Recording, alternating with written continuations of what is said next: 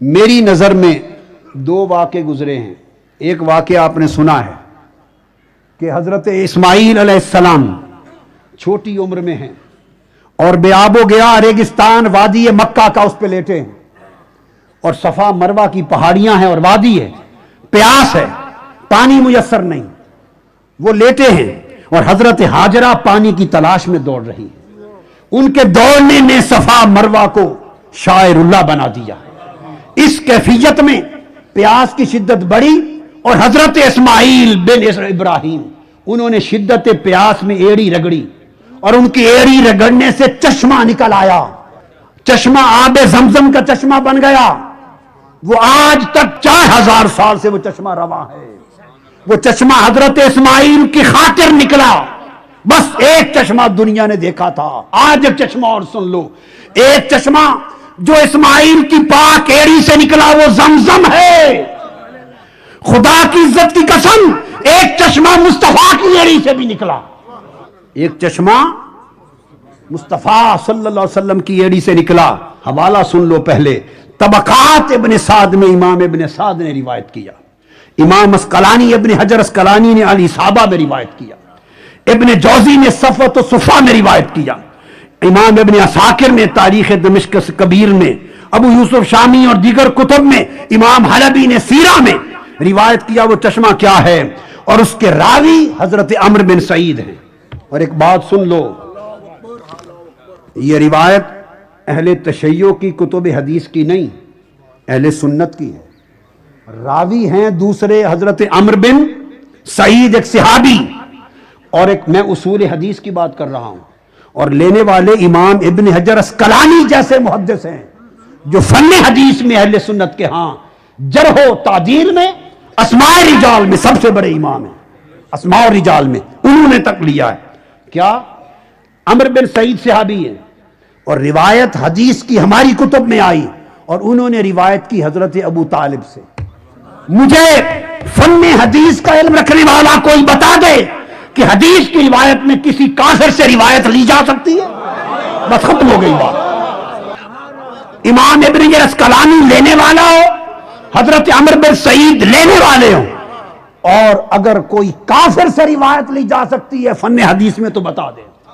اور اگر جواب نہیں میں ہے تو سنو, عمرو بن سعید کہتے ہیں کہ میں نے حضرت ابو طالب سے روایت لی. انہوں نے کہا قال کنت بذل مجاز, میں اپنے آقا کے ساتھ حضور علیہ السلام کے ساتھ وادی ذل مجاز میں تھا. خود بیان کرتے ہیں. حضرت ابو طالب کہتے ہیں مجھے شدت کی پیاس لگی, اور پیاس شدت کی تھی تو میں نے حضور سے عرض کیا میرے پیارے حبیب مجھے بڑی شدت کی پیاس لگی ہے اور پانی نہیں مل رہا کہیں سے.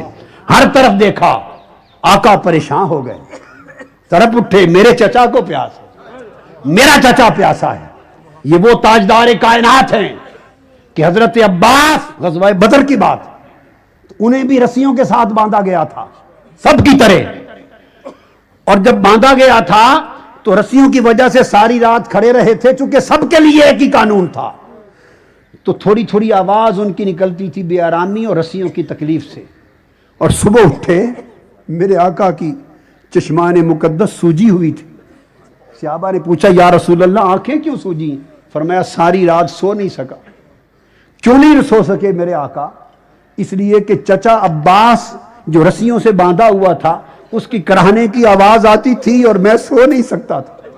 تو صحابہ کو بلایا اور کہا کوئی ایسی سبیل نہیں کر دیتے کہ میں اپنے چچا عباس سے بھلائی کروں. رسیاں ڈھیلی کر دی مشکیں, اور حضرت عباس کی خاطر قانون الہی بدل گیا. ان کو چچا کے کراہنے کی آواز نے رات کی نیند گوارا نہیں کی. یہ ذرا چچا کے ساتھ ایک تعلق یہ دیکھ لیں, اور ابھی قبول اسلام نہیں ہوا تھا ان کا, اس وقت کی بات ہے, وہ تو باندھنے کی بات تھی. حضرت ابو طالب نے کہا میرے پیارے مصطفیٰ پیاس شدت کی ہے. حضور پریشان ہو گئے. جب پانی کہیں سے نہیں ملا, خدا کی عزت کی قسم حدیث میں آتا ہے فشکوت, میں نے شکایت کی میرے آقا میں پیاسا ہوں. تو حضور السلام نے دیکھا کہیں سے نہیں ملا, آپ نے ایڑی ماری, زمین سے چشمہ پھوٹ گیا. فرمایا چچا ابو طالب چشمہ آپ کے لیے ہے. ایڑی سے چشمہ نکال کے چچا کو پانی پلایا. واقعہ تو محدثین بیان کر گئے, ہر کو ہی بیان کر گیا، مگر جو راز اس سے میری سمجھ میں آیا وہ یہ کہ وہ تاجدار کائنات ایک لمحے کی دنیاوی پیاس جس مصطفیٰ کو گوارا نہیں ہے، اور ایک غیرت ایمانی سے پوچھو اسے آخرت میں ابو طالب کی پیاس گوارا ہوگی؟